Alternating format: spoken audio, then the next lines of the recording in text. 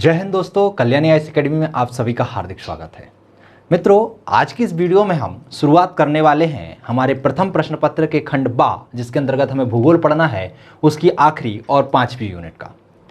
यह 5वीं यूनिट को पढ़ने से पहले हम इसके सिलेबस को समझ लेते हैं कि आयोग ने आपकी 5वीं यूनिट में किन किन बिंदुओं को समाहित किया है और क्या क्या पढ़ने की बात कही है, क्योंकि जब तक हम सिलेबस को सही तरीके से नहीं समझेंगे तब तक आपको पता नहीं चलेगा कि हमें किस टॉपिक को कितनी गहराई तक पढ़ना है और क्या क्या पढ़ना है।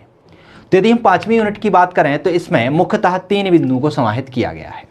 5वीं यूनिट का नाम रखा गया है भूगोल की आधुनिक तकनीक। क्या है? भूगोल की आधुनिक तकनीक। तो आपको ये जो टॉपिक हैं उनके नाम याद होने चाहिए कि आपकी जो 5 यूनिट है, 5 यूनिटों के नाम क्या हैं। ये इंटरव्यू के लिए ज़रूरी होता है, क्योंकि इंटरव्यू में डायरेक्टली पूछ लिया जाता है कि चलिए आप एक काम करिए, अपने प्रथम प्रश्न पत्र का सिलेबस बोलिए या आप बताइए कौन कौन से टॉपिक आपके उसमें हैं। तो आपको कम से कम मेजरली हेडिंग तो याद होनी चाहिए।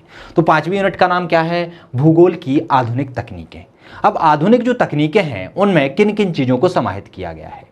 तो साधारण सी बात है, जिसके माध्यम से हम पृथ्वी की जानकारी प्राप्त कर सकते हैं, और वह जानकारी किसके माध्यम से प्राप्त होगी? तो किन्हीं न किन्हीं तकनीकों के माध्यम से होगी।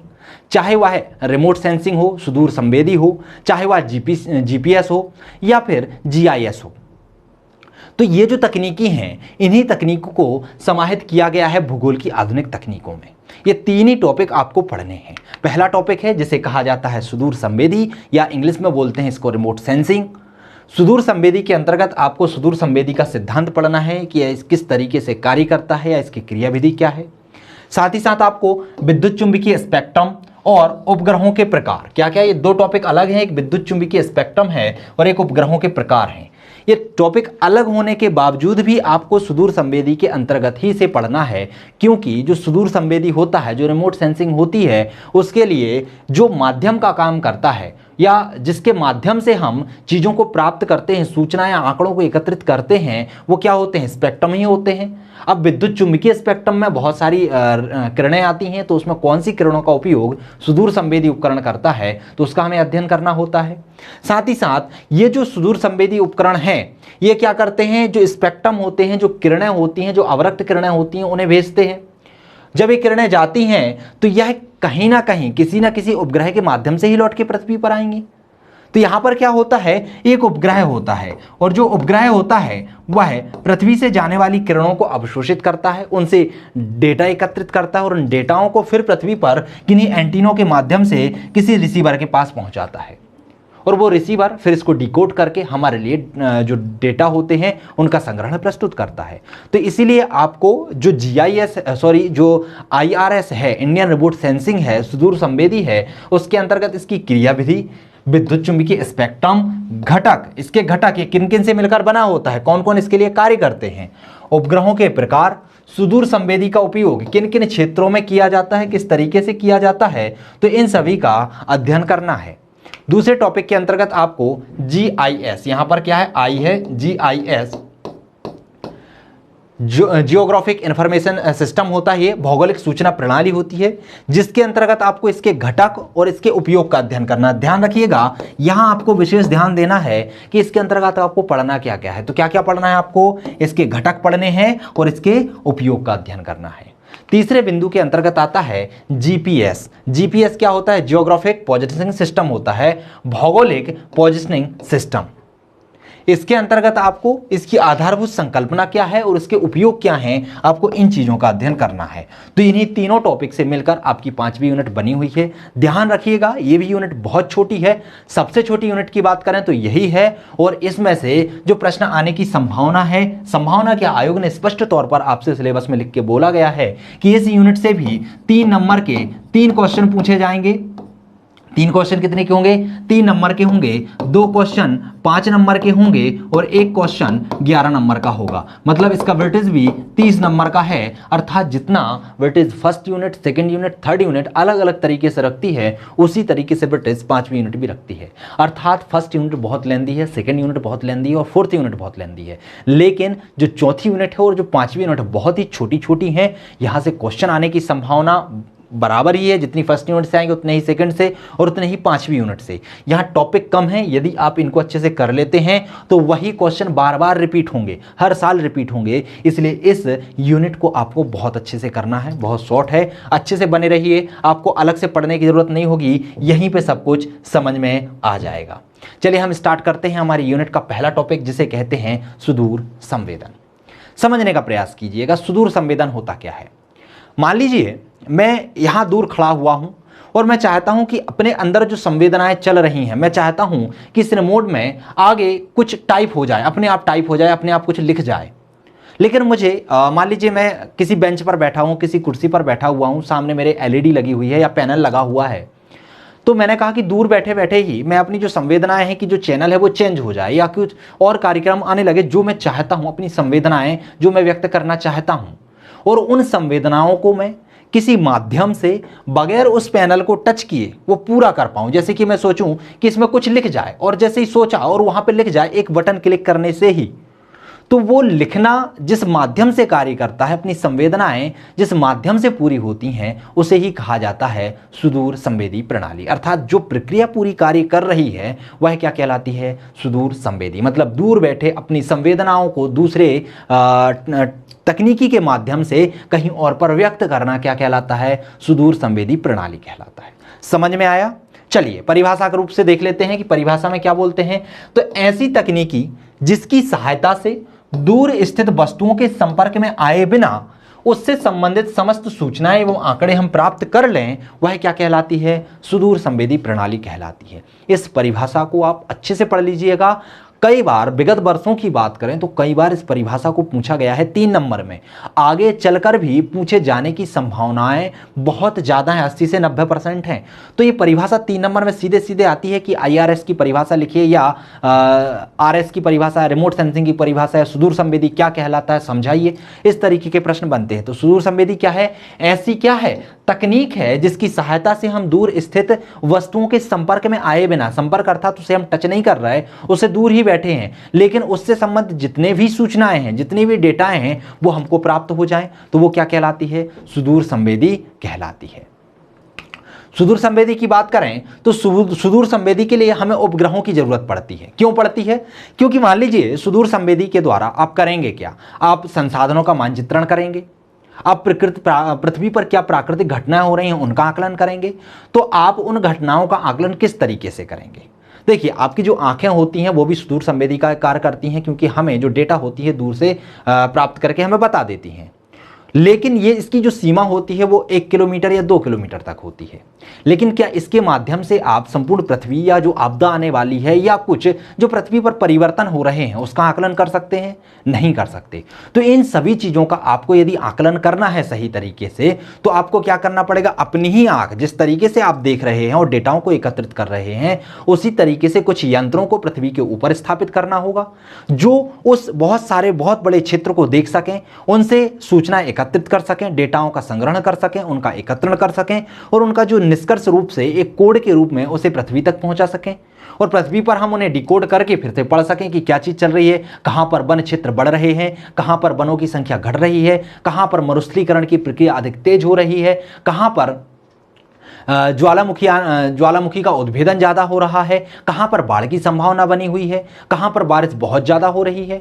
तो इन सभी को जानने के लिए हम क्या करेंगे, कुछ उपग्रहों को कहाँ करेंगे, सैटेलाइटों को, उपग्रहों को हम अंतरिक्ष में स्थापित करेंगे। तो जो सैटेलाइट का उपयोग हम करते हैं उन सैटेलाइट को कहाँ पर स्थापित किया जाता है, तो उन सैटेलाइटों को ध्रुवीय कक्षा में स्थापित किया जाता है। कहाँ पर किया जाता है, ध्रुवीय कक्षा में। ध्रुवीय कक्षा क्या होती है, तो जो आपकी पृथ्वी है, पृथ्वी में एक अक्ष होता है जिसे 0 डिग्री कहते हैं। इसके समानांतर यदि कोई उपग्रह होते हैं तो उसे भूस्थितिक उपग्रह कहते हैं। क्या कहते हैं, भूस्थितिक उपग्रह। ऐसे ही इसके जो उत्तरीय और दक्षिणी ओर क्या है, ध्रुव है, एक उत्तरीय ध्रुव और दक्षिणी ध्रुव है। इनके समानांतर कुछ उपग्रह स्थापित किए जाते हैं, उन्हें कहा जाता है क्या, ध्रुवीय उपग्रह। जो पृथ्वी की जो अक्षांशीय रेखा है इसके लंबवत होते हैं, अर्थात पृथ्वी का रोटेशन कैसे हो रहा है, ऐसे हो रहा है, पृथ्वी इस तरीके से घूम रही है। लेकिन ये उपग्रह चक्कर कैसे लगाते हैं, खड़े रूप में इसके चक्कर लगाते हैं। तो यह उपग्रह का खड़े रूप में चक्कर लगाने के कारण पूरी पृथ्वी का सही तरीके से मानचित्रण सही तरीके से कर लेते हैं। इन्हें स्थापित करने की बात करें तो ये 200 से 1000 किलोमीटर ऊंचाई पर स्थापित किए जाते हैं। कितने? 200 से 1000। तो इतनी ऊंचाई पर ये स्थापित किए जाते हैं और इन्हीं उपग्रहों को क्या कहा जाता है? ध्रुवीय उपग्रह कहा जाता है। और ध्यान रखिए, क्वेश्चन सीधा सीधा पूछा जाता है कि जो सुदूर संवेदी उपग्रह हैं उन्हें कौन सी कक्षा में स्थापित किया जाता है? तो उन्हें ध्रुवीय कक्षाओं में स्थापित किया जाता है। भारत में इस प्रणाली का विकास कौन कर रहा है? तो राष्ट्रीय प्राकृतिक संसाधन प्रबंधन प्रणाली की सहायता से किया जा रहा है। किसकी सहायता से किया जा रहा है? राष्ट्रीय प्राकृतिक संसाधन प्रबंधन प्रणाली की सहायता से किया जा रहा है, क्योंकि इसी के माध्यम से जानने का प्रयास किया जाता है कि वनों की जो रिपोर्ट होती है, जो वन रिपोर्ट आपको प्रस्तुत की जाती है, या फिर जो संसाधन के आकलन सिद्ध किए जाते हैं कि कहां पर कौन सा खनन ज्यादा हो रहा है, कहां पर किसका खनन कम हो रहा है, या फिर जो बाढ़ के संकेत आपको दिए जाते हैं, कहां पर बाढ़ आने की संभावना ज्यादा है, कहां पर कम है। जैसे कि कभी मान लीजिए समुद्र के अंदर भूकंप उत्पन्न हुआ, तो भूकंप उत्पन्न होने से वहां पर जो सुनामी उत्पन्न होती है, तो सुनामी कितनी भयावह है, कैसे है, तो इन सभी का जो संकलन करते हैं वो संकलन किसका? सुदूर संवेदी के द्वारा होता है। और उसका कार्य कौन करता है? राष्ट्रीय प्राकृतिक संसाधन प्रबंधन प्रणाली। तो ये संस्थान करता है और इसी की सहायता से सुदूर संवेदी का भी क्या किया जा रहा है? विकास किया जा रहा है।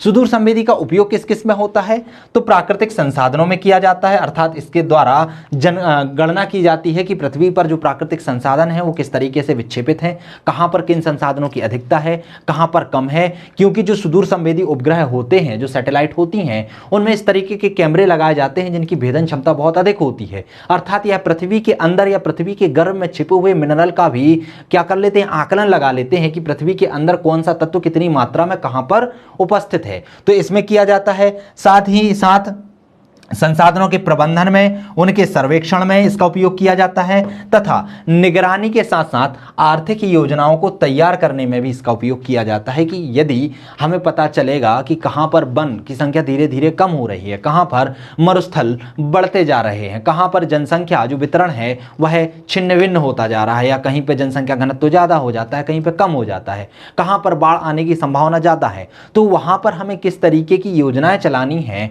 उस योजनाओं को बनाने से पहले हम किसकी सहायता लेते हैं? हम सुदूर संवेदी द्वारा प्रदान किए गए डाटाओं की सहायता लेते हैं। तो क्लियर हुआ सुदूर संवेदी की परिभाषा क्या होती है, सुदूर संवेदी के लिए जिन उपग्रहों को स्थापित किया जाता है वह कहां किया जाता है, सुदूर संवेदी किसके तहत कार्य कर रहा है, साथ ही साथ इसका उपयोग हम किन किन क्षेत्रों में कर सकते हैं।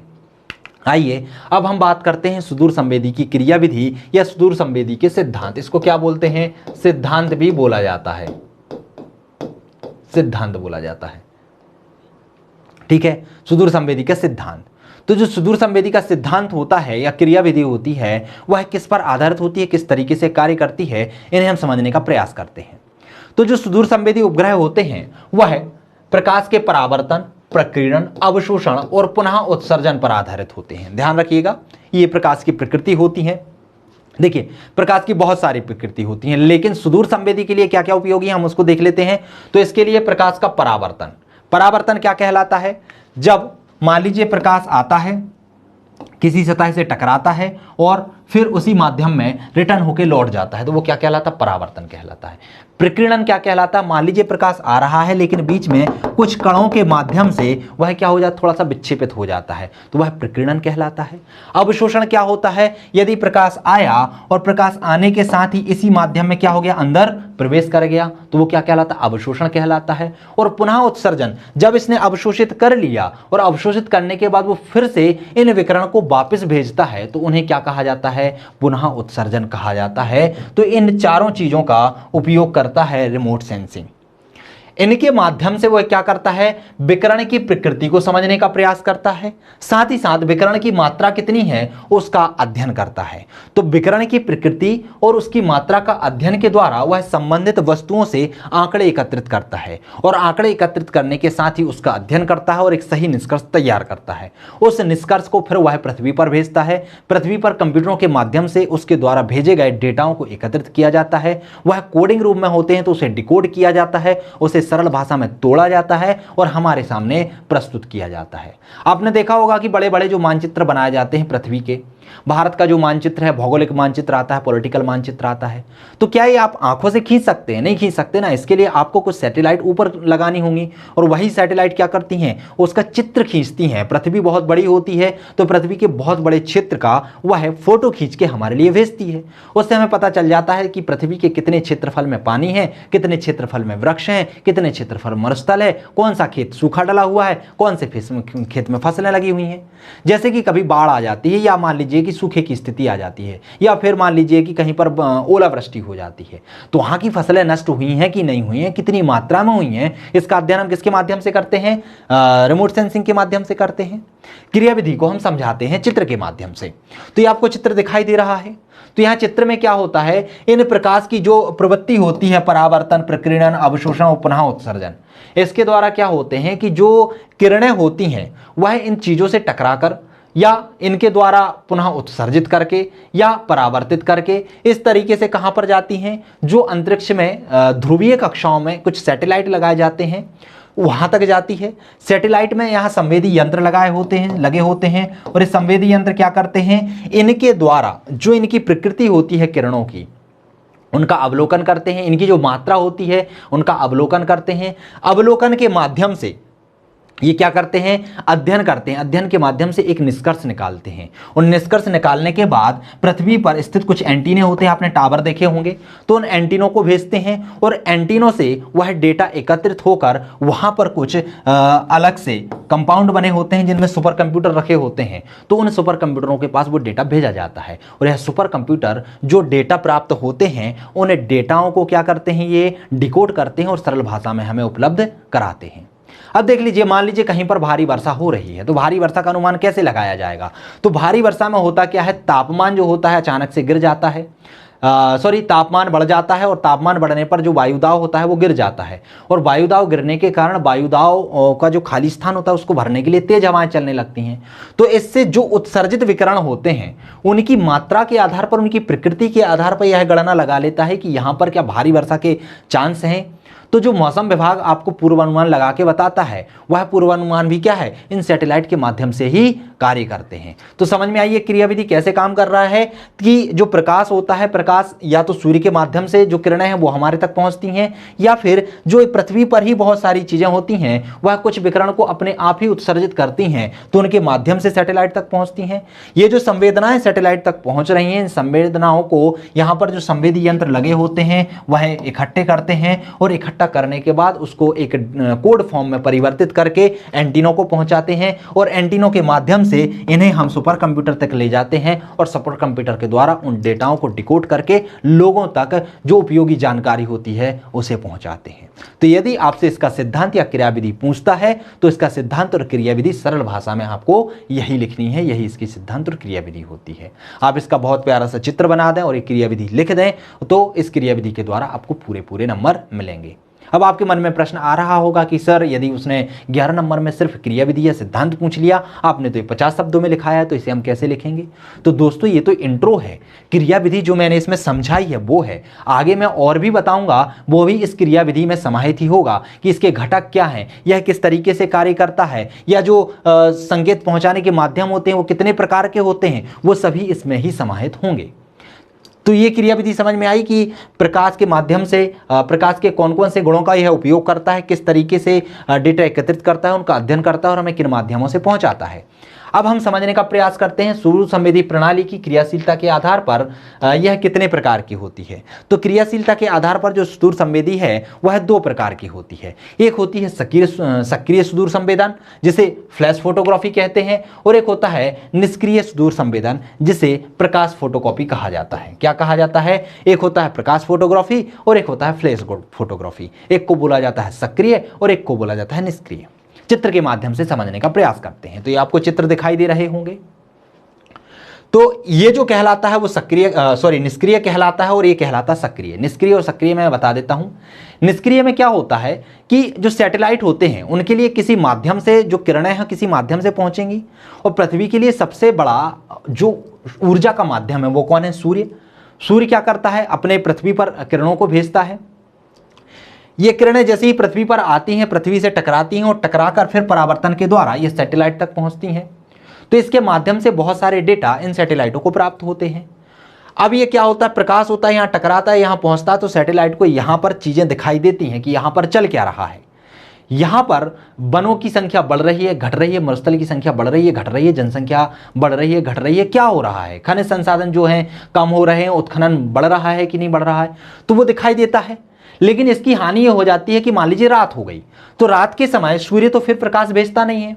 अब जब रात के समय प्रकाश नहीं आता है तो सैटेलाइट काम कैसे करेंगी? तो इसके लिए फिर एक्टिव रिमोट सेंसिंग या सक्रिय सुदूर संवेदी उपग्रहों का उपयोग किया जाता है। सक्रिय सुदूर संवेदी जो उपग्रह होते हैं या जो प्रक्रिया होती है, इसमें क्या किया जाता है, इसमें आर्टिफिशियल तरीके से जो ऊर्जा है, जो प्रकाश है, वो तैयार किया जाता है और संकेतों के माध्यम से कहां पर, सैटेलाइट पर भेजा जाता है। तो पृथ्वी से डायरेक्ट भेज रहे हैं, हम किसी से ले नहीं रहे हैं, तो वो कहलाएगा एक्टिव रिमोट सेंसिंग। और जब हम सूर्य से लेके और फिर परावर्तित करके हम सैटेलाइट तक पहुंचा रहे हैं, तो वो कहलाता है निष्क्रिय रिमोट सेंसिंग। समझ में आया? दोनों के लाभ हैं, दोनों की हानियां हैं। इसका लाभ यह है कि इसमें ऊर्जा का स्रोत अथाह है, बहुत ज़्यादा होता है, खत्म नहीं होता है, सरल होता है, सस्ता होता है। लेकिन हानि ये हो जाती है कि ये क्या है, रात के समय कार्य नहीं कर पाता। इसमें क्या होता है, यह बहुत महंगा है। महंगा होने के साथ साथ ये रात में कार्य कर सकता है। तो ये इसके लाभ और हानियां हैं। क्लियर हुआ? तो ये दो आपको फॉर्म यदि आपका सिद्धांत लिखने के लिए आता है तो आपको इनको दोनों को इंक्लूड करके उसमें लिखना है। तो समझ में आया कि सक्रिय सुदूर संवेदी क्या कहलाता है और निष्क्रिय सुदूर संवेदी क्या कहलाता है। आइए हम समझने का प्रयास करते हैं सुदूर संवेदी के घटक कौन कौन से हैं, सुदूर संवेदी के लिए कौन कौन सी चीज़ों की आवश्यकता पड़ती है। तो मुख्यतः यदि हम सुदूर संवेदी की बात करें तो इसमें 6 घटकों का उपयोग होता है। एक, ऊर्जा का स्रोत क्या है, सूर्य है या पृथ्वी है। पृथ्वी के द्वारा भी हम पृथ्वी में आर्टिफिशियल तरीके से ऊर्जा उत्पन्न कर सकते हैं और संकेतों को हम सैटेलाइट तक पहुंचा सकते हैं। तो ऊर्जा का स्रोत, तो ऊर्जा के स्रोत में सूर्य और या फिर आर्टिफिशियल तरीके से जो यंत्र लगाए जाते हैं वो आ जाएंगे। फिर विषय स्थान, मतलब पर्यावरण क्या है, स्थान क्या है, किसका आप अंकेक्षण कर रहे हैं, माध्यम क्या है, किसके माध्यम से ये पहुंच रही हैं। फिर संवेदी उपकरण कौन सा है, कौन से सैटेलाइट हैं, कहां पर स्थापित हैं, रिसीवर कहां पर डेटाओं को पहुंचाया जा रहा है। फिर आता है प्रोसेसिंग, इन रिसीवर में जो कोड आते हैं, कोड फॉर्म में जो डेटा आते हैं उनका डिकोडिंग कहाँ किया जाता है, वो प्रोसेसिंग कहाँ होती है। तो ये 6 चीजें इसके अंतर्गत आती हैं। समझने का प्रयास करते हैं चित्र के माध्यम से। तो आप देख रहे हैं ऊर्जा का माध्यम या तो सूर्य हो सकता है या पृथ्वी, कुछ भी हो सकता है। पृथ्वी पर भी बहुत सारे हम ऊर्जा के माध्यम निर्मित कर सकते हैं। तो दोनों होते हैं, एक्टिव और सक्रिय और निष्क्रिय में मैंने आपको बताया था। तो ऊर्जा के स्रोत पहला हो जाएगा। दूसरा क्या हो जाएगा आपका, दूसरा हो जाएगा विषय स्थान। एटमॉस्फेयर किसका अध्ययन कर रहे हैं आप, एटमॉस्फेयर का कर रहे हैं, संसाधन का कर रहे हैं, पृथ्वी का कर रहे हैं, किसका कर रहे हैं। फिर आता है माध्यम, किसके माध्यम से आप इसको पहुंचा रहे हैं। चौथे नंबर पर आता है सैटेलाइट।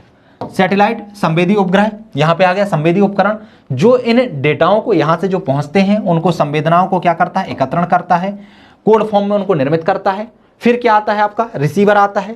फिर इनको पृथ्वी पर वापस भेजा जाता है। पृथ्वी पर भेजने के कारण यहाँ पर उसको रिसीव कौन करता है, उसको प्राप्त कौन करता है। तो रिसीवर के लिए बड़े बड़े एंटीने लगाए जाते हैं। तो वो एंटीने क्या होते हैं, टावर क्या होते हैं, रिसीवर का कार्य करते हैं। लेकिन ये रिसीवर क्या करते हैं, सिर्फ संकेतों को प्राप्त करते हैं। जो कोड फॉर्म में आते हैं उनको उसी फॉर्म में ये ग्रहण कर लेते हैं। लेकिन क्या वह कोड फॉर्म में हमको समझ में आएंगे, हमको डाटा प्राप्त होंगे, तो नहीं होते हैं। फिर उनके लिए हम क्या करते हैं, कंप्यूटर एनालिसिस उसको रखते हैं, अर्थात प्रोसेसिंग में रखते हैं। सुपर कंप्यूटर स्थापित किए जाते हैं। ये सुपर कंप्यूटर जो यहाँ पर डेटा आते हैं उनके लिए क्या करते हैं, डिकोड करते हैं, सरल भाषा में समझते हैं और हमारे लिए जो डेटा हैं उन्हें प्रदान करते हैं। तो सुदूर संवेदी के घटक समझ में आ गए चित्र के माध्यम से भी। पहला हो जाएगा ऊर्जा का स्रोत, दूसरा हो जाएगा विषय स्थान, तीसरा हो जाएगा माध्यम, चौथा हो जाएगा आपका सैटेलाइट या सुदूर संवेदी उपकरण या संवेदी उपकरण, पांचवा हो जाएगा आपका रिसीवर और छठवा हो जाएगा आपका प्रोसेसिंग। अब बात कर लेते हैं सुदूर संवेदी संस्थान। देखिए, जो भारत में सुदूर संवेदी की प्रक्रिया चलाई जा रही है उसके लिए कुछ संस्थान कार्य कर रहे होंगे। कुछ संस्थान ऐसे होंगे जो इस उपकरणों को निर्मित करते हैं। जो सैटेलाइट है उनका निर्माण किया जा रहा है, सैटेलाइट को कैसे पहुंचाना है, कहां पर पहुंचाना है, उसका कार्य करेंगे। और कुछ ऐसे होंगे जो इनके लिए मानव संसाधन तैयार करेंगे। मानव संसाधन क्या कहलाता है, जो सुपर कंप्यूटर को सही तरीके से चला सकते हैं, जो ये कोड फॉर्म आपको प्राप्त हो रहा है उस कोड फॉर्म को आप तैयार कर सकते हैं। साथ ही साथ जो सैटेलाइट का निर्माण होना है उन निर्माण किस तरीके से करेंगे, कौन करेंगे, इंजीनियर जो होते हैं उनका निर्माण करेंगे। तो इस प्रकार से यदि देखा जाए तो भारत में सुदूर संवेदी संस्थान को 2 भागों में बांटा गया, मतलब 2 ही संस्थान हैं जो कार्य कर रहे हैं। पहला संस्थान है जिसे बोला जाता है राष्ट्रीय सुदूर संवेदन केंद्र। क्या बोला जाता है, राष्ट्रीय सुदूर संवेदन केंद्र, जो राष्ट्रीय सुदूर संवेदन केंद्र है इसका मुख्यालय हैदराबाद में, आपको याद रखना है, पूछा जा सकता है। और यह क्या करता है, इसरो के अंतर्गत कार्य करता है। तो इस पॉइंट को आप नोट डाउन कर लीजिए, पूछा जा सकता है कि जो सुदूर संवेदन केंद्र है पृथ्वी भारत पर, यह किसके अंतर्गत कार्य करता है, तो इसरो के अंतर्गत कार्य करता है। इसके कार्य क्या है, कार्य मैं बता देता हूं। इसके कार्य होते हैं सैटेलाइटों का निर्माण करना, या फिर सैटेलाइटों को जो ध्रुवीय कक्षा होती है वहां पर स्थापित करने का कार्य होता है। दूसरा होता है भारतीय सुदूर संवेदी संस्थान। यह सुदूर संवेदी संस्थान क्या करता है कि जो इसके लिए निर्माण के लिए मानव संसाधन आवश्यक होता है, जो इंजीनियर आवश्यक होते हैं, उन इंजीनियरों को तैयार करता है। इसका मुख्यालय की बात करें तो मुख्यालय है देहरादून में। कहां पर है, देहरादून में। यह क्या करता है, कुशल मानव संसाधन को तैयार करता है। यहां पर क्या किया जाता है, कुशल मानव संसाधन तैयार किए जाते हैं। ध्यान रखना, एक मानव संसाधन होते हैं, कुशल मानव संसाधन होते हैं, और एक होते हैं मानव, और एक होते हैं संसाधन। मैं इनमें अंतर स्पष्ट कर देता हूं। मानव नॉर्मल मानव है, अपना कार्य कर रहा है, खा रहा है, पी रहा है, जी रहा है, वो मानव कहलाता है। लेकिन जब उसी मानव का अपन संसाधन के रूप में उपयोग करने लगते हैं, संसाधन के रूप में, जैसे कि मान लीजिए आप टाइपिंग करने के लिए एक टाइपिस्ट रख लेते हैं, तो वो टाइपिस्ट क्या कर रहा है, एक संसाधन का कार्य कर रहा है, क्योंकि वह टाइपिंग का कार्य कर रहा है, कंप्यूटर को चलाने का कार्य कर रहा है, तो वो क्या हो जाता है, संसाधन। लेकिन एक कुशल मानव संसाधन एक बहुत अच्छा टाइपराइटर है, वो जो मिनटों में कार्य करता है, अशुद्धियां कम करता है, और एक्यूरेसी बहुत ज्यादा अच्छी है, तो वो क्या हो जाएगा, कुशल मानव संसाधन, क्योंकि वह उस कार्य करने को निपुण हो चुका है। तो इस तरीके से उसे क्या कहते हैं, कुशल मानव संसाधन। इसी तरीके से जो सुदूर संवेदी उपकरण को संचालित करने में, उनको बनाने के लिए जो मानव की आवश्यकता पड़ती है, मानव संसाधन की आवश्यकता पड़ती है, उन मानव संसाधनों का निर्माण कहां पर किया जाता है, भारतीय सुदूर संवेदी संस्थान में किया जाता है। अब बात कर लेते हैं हम, जो रिमोट सेंसिंग है, इसके उपयोग कहां कहां होते हैं। तो दोस्तों मैंने आपको सरल शब्दों में मैं बता देता हूं पहले, फिर हम डिटेल में पढ़ेंगे।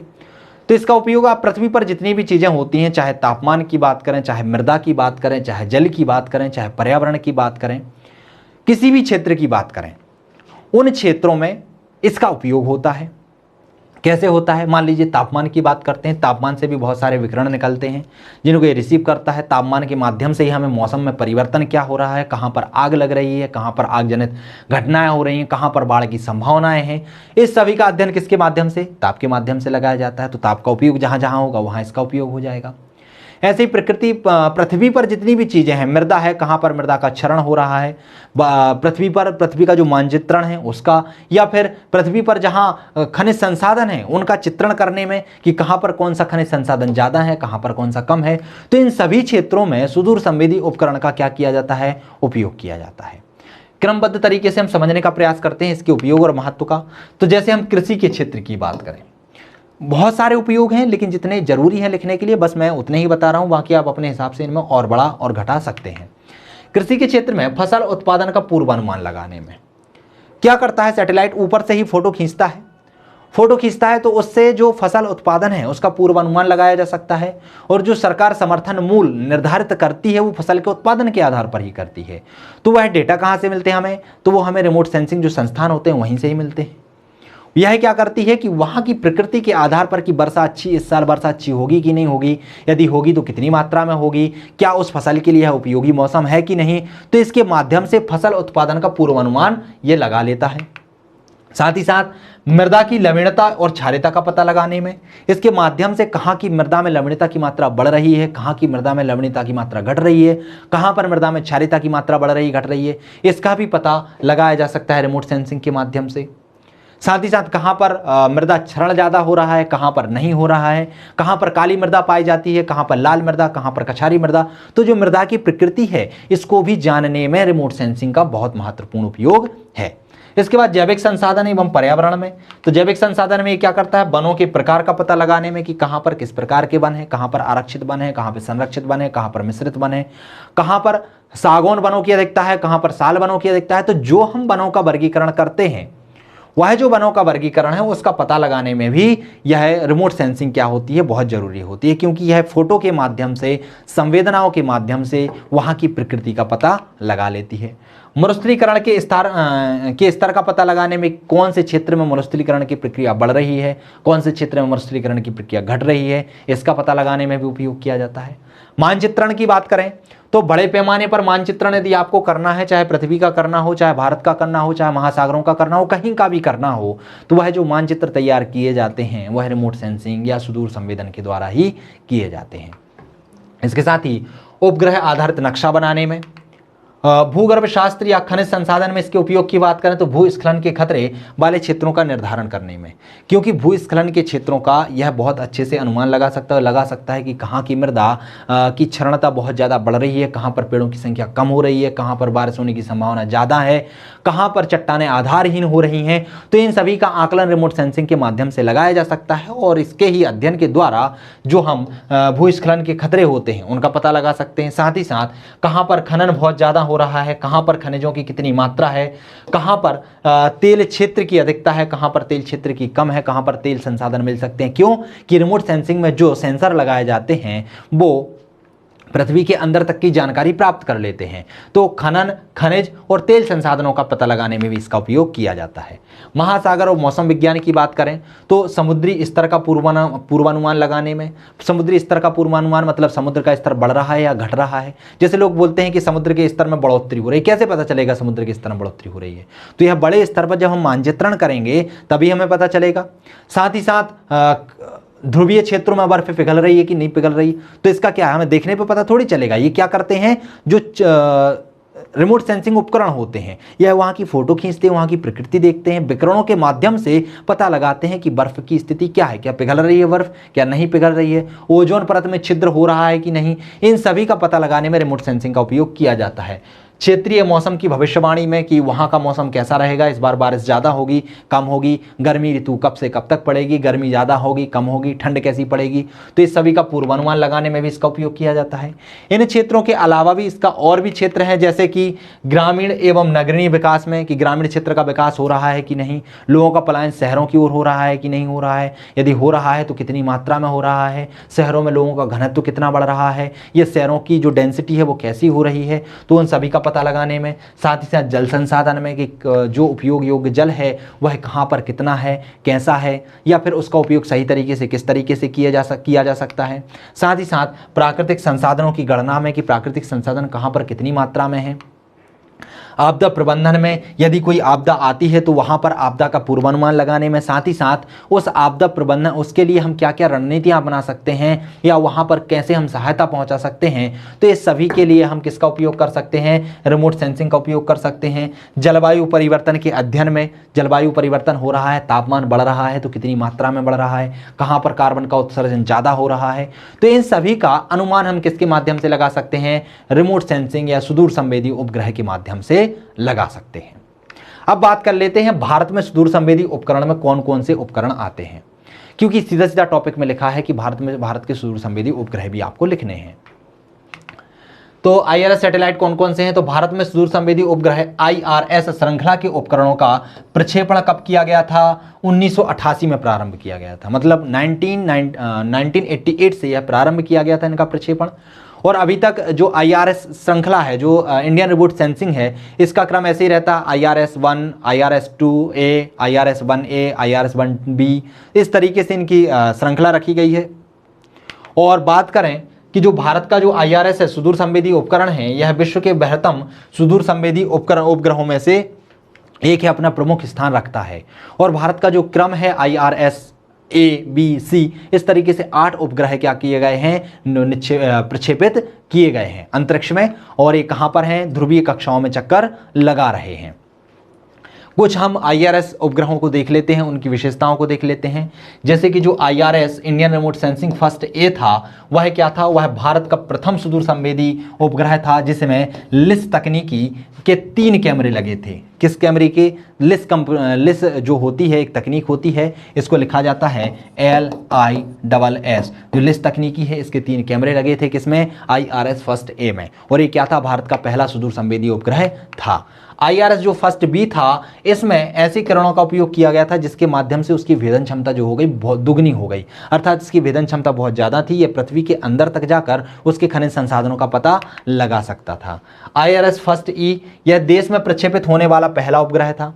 ये जो पहले के उपग्रह थे ये देश से प्रक्षेपित नहीं हो रहे थे, विदेशों से किए जा रहे थे। तकनीकी भारत की थी लेकिन यहाँ से प्रक्षेपित नहीं हो रही थी। भारत से प्रक्षेपित होने वाला पहला रिमोट सेंसिंग उपग्रह कौन सा था, तो IRS फर्स्ट ई था। IRS P3 इसमें व्यापक क्षेत्र में सेंसर के साथ एक अतिरिक्त स्पेक्ट्रम लगाया गया था जो वनस्पति की नमी, बर्फ एवं बादलों की स्थिति का अनुमान लगाने में सक्षम था। तो जो IRS-P3 ये क्या करने वाला था, यह बादलों की स्थिति का जो अनुमान था उसको लगाने में, साथ ही साथ बर्फ की स्थिति का अनुमान लगाने के लिए यह सक्षम था। इसके बाद था IRS-P4 जिसे ओशनसैट कहा गया। यह ऐसा उपग्रह था, मतलब विश्व का पहला ऐसा उपग्रह था जिसे केवल समुद्री अध्ययन के लिए तैयार किया गया था और समुद्र का अध्ययन करने के कारण ही इसे क्या कहा गया, ओशनसैट कहा गया। तो ये भी प्रश्न पूछा जा सकता है 3-3 नंबर में। फिर है कार्टोसैट फर्स्ट। कार्टोसैट फर्स्ट क्या है, यह देश के प्रत्येक गांव, सड़क, गली, यहां तक कि घर की त्रियामी तस्वीर लेने में भी सक्षम है। जो कार्टोस फर्स्ट है यह गांवों की बनावट, गांवों की बसावट, शहरों की बसावट, शहरों में किस तरीके से गलियों का विकास हो रहा है, कहां पर सड़क निर्माण किया जा सकता है, कहां पर नहीं किया जा सकता, इन सभी के लिए उपयोगी सिद्ध होता है। यह त्रियामी डायग्राम लेकर हमें डेटा उपलब्ध करा सकता है। तो IRS तकनीकी जो थी उसके अंतर्गत हमने घटक, उसकी जो सिद्धांत है और उसके जो उपयोग हैं, तीनों को कवर करने का प्रयास किया है। इस वीडियो के अंतर्गत इतना ही। IRS जो है या सुदूर संवेदी उपग्रह है, इंडियन सुदूर संवेदी उपग्रह की बात नहीं करेंगे, सुदूर संवेदी जो उपग्रह हैं इसके अंतर्गत 2 टॉपिक और शामिल हैं। जैसे कि मैंने आपको बताया था, एक विद्युत चुंबकीय स्पेक्ट्रम शामिल है और एक उपग्रह शामिल है। तो उपग्रहों को और सुदूर जो विद्युत चुंबकीय स्पेक्ट्रम है इनके लिए मैं एक सेपरेट अलग से वीडियो बनाऊंगा। जो हमारा अगला वीडियो रहेगा वो इसी पे आधारित रहेगा, क्योंकि इसके अंतर्गत बनाने में ये चैप्टर बहुत बड़ा हो जाता है और वो है इसी का पार्ट, ध्यान रखिएगा, उसको इसी में रखा गया है। तो विद्युत चुंबकीय स्पेक्ट्रम का भी उपयोग सुदूर संवेदी में किया जाता है, साथ ही साथ सुदूर संवेदी के लिए उपग्रहों का उपयोग किया जाता है। इसलिए उपग्रहों को की समझ आपके लिए जरूरी है और स्पेक्ट्रम की समझ भी आपके लिए जरूरी है। तो इन दोनों को हम समझेंगे अगले वीडियो में। इस वीडियो में इतना ही, मिलते हैं अगले वीडियो में, तब तक के लिए नमस्कार।